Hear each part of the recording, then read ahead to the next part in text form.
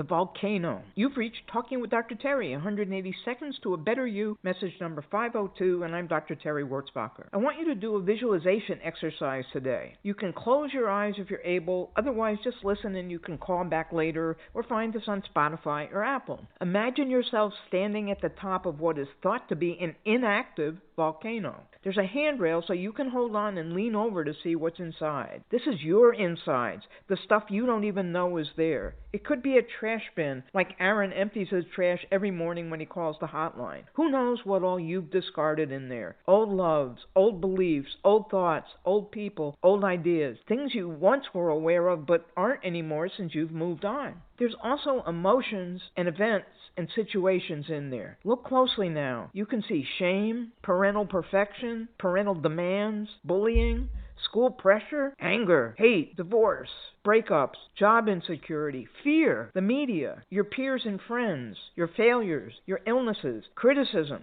social media, overwhelm, neglect, feeling laughed at, feeling dismissed, anxiety, depression, cost of living issues, gas prices, grocery prices, college tuitions, no time off work, etc.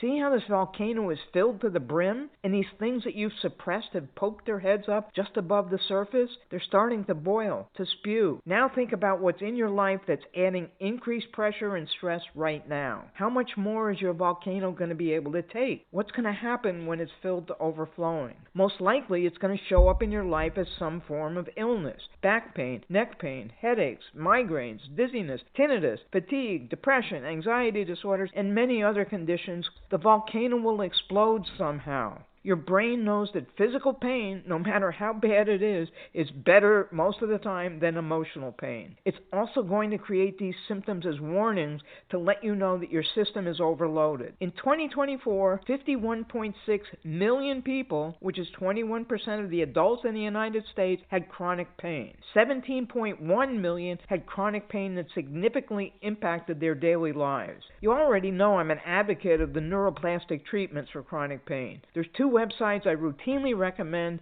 but there are plenty of others. The ones I like are unlearnyourpain.com and the other is symptomatic.me. I bet that if you don't have chronic pain, you know at least one person who does. Dr. Howard Schubiner just published his new book this week and it's called Unlearn Your Pain. It's practical, relatively user-friendly, and scientific. These are not three things you usually see in one place. I highly recommend the book, but if you aren't sure you want to spend the money, that's fine. Go to the two websites I mentioned, unlearnyourpain.com and symptomatic.me. And I'd love to share more with you, but I need to know if you're interested or not. Have a diamond day, everybody.